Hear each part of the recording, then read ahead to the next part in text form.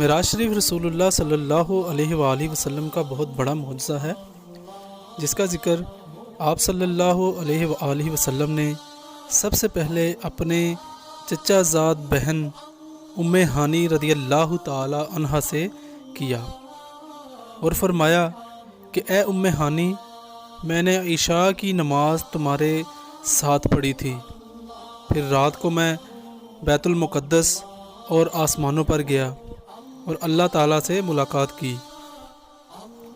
اب پھر میں نے صبح کی نماز تمہارے ساتھ یہاں ادا کی ہے، جیسا کہ تم نے خود دیکھا ہے۔ ام ہانی رضی اللہ تعالی عنہا نے عرض کیا کہ یا رسول اللہ، آپ یہ بات لوگوں کو نہ بتلائیں، وہ فوراً اس کا انکار کر دیں گے۔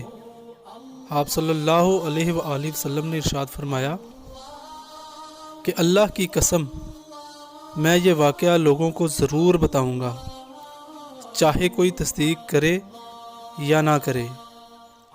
چنانچہ رسول کریم صلی اللہ علیہ وآلہ وسلم لوگوں کے پاس گئے اور یہ واقعہ بیان فرمایا۔ لوگوں نے یہ سن کر سخت حیرت کا اظہار کیا۔ ابو جہل نے سنا تو بھاگا حضرت سیدنا ابو بکر صدیق رضی اللہ تعالی عنہ کے پاس گیا اور کہنے لگا کہ اے ابو بکر، کیا کوئی شخص رات کے کچھ حصے میں مکہ سے بیت المقدس اور پھر وہاں سے آسمانوں پر جا کر واپس آ سکتا ہے؟ تو حضرت سیدنا ابو بکر صدیق رضی اللہ تعالی عنہ نے جواب دیا نہیں۔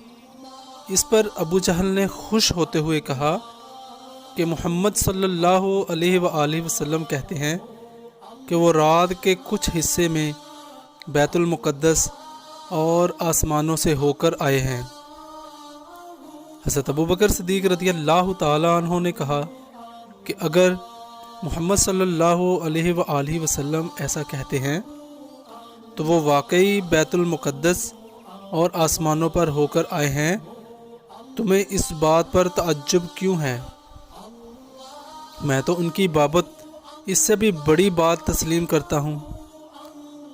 حضور نبی کریم صلی اللہ علیہ وآلہ وسلم نے فرماتے ہیں کہ رات یا دن کی کسی گھڑی میں آسمان سے وحی ان کے پاس آتی ہے اور میں حضور کی تصدیق کرتا ہوں۔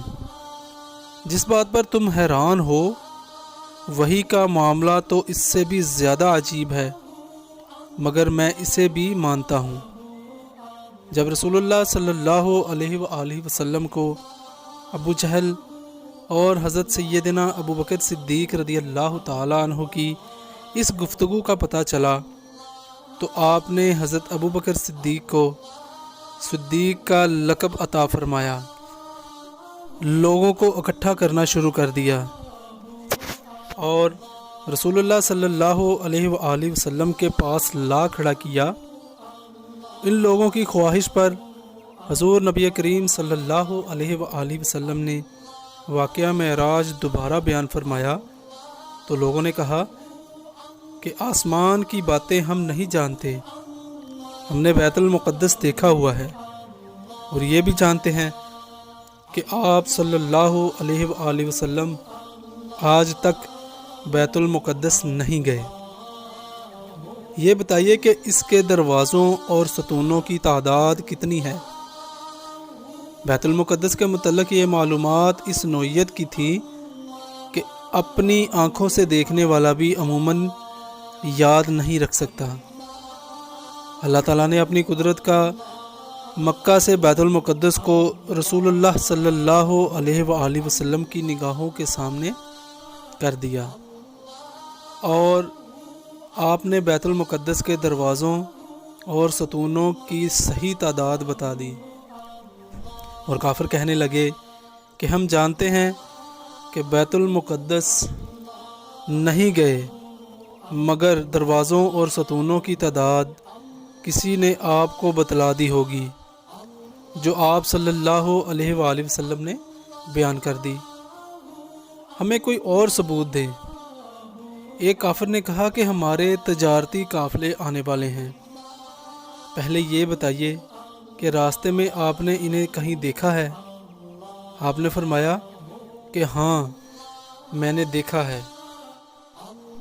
پہلا قافلہ میں نے مقام روحہ میں دیکھا ہے۔ ان کا ایک اونٹ گم ہو گیا تھا اور وہ سخت پریشانی کی حالت میں اسے ادھر ادھر تلاش کرتے پھر رہے تھے۔ میں نے انہیں آواز دی کہ تمہارا اونٹ فلاں جگہ پر موجود ہے۔ یہ قافلہ چہار شنبہ یعنی بدھ کے روز سورج غروب ہونے تک پہنچ جائے گا، اور دوسرا قافلہ مقام ذی مرا پر میں نے دیکھا ہے۔ اس قافلے میں 2 آدمی ایک اونٹ پر سوار تھے۔ میرا براق جب تیزی کے ساتھ ان کے پاس سے گزرا تو اونٹ ڈر گیا اور دونوں سوار نیچے گر گئے۔ یہ قافلہ چہار شنبہ بدھ کے روز دوپہر تک پہنچ جائے گا، اور تیسرا قافلہ مقام انعیم پر دیکھا ہے۔ لوگ سوئے ہوئے تھے، پانی کا برتن پڑا تھا جس کا منہ کپڑے سے ڈھانپا ہوا تھا۔ میں نے برتن کا منہ کھولا، پانی پیا اور اسے پہلے کی طرح ڈھانپ دیا۔ اب یہ قافلہ بیداؤ کی گھاٹی سے نیچے اتر رہا ہے اور جلد ہی پہنچنے والا ہے۔ قافلے کے آگے مٹیالے رنگ کا اونٹ ہے جس پر 2 بورے لدے ہوئے ہیں، ایک بورا سیاہ اور دوسرا سفید رنگ کا ہے۔ پہلے قافلے کو جسے بدھ کے روز سورج غروب ہونے تک پہنچنا تھا، راستے میں ناگہانی وجہ سے دیر ہو گئی۔ قریش مکہ انتظار کر رہے تھے، حضور نبی کریم صلی اللہ علیہ وآلہ وسلم بھی انتظار فرما رہے تھے، یہاں تک کہ سورج غروب ہونے کے قریب تھا، مگر قافلہ عطا کہیں دکھائی نہ دیتا تھا۔ رسول اللہ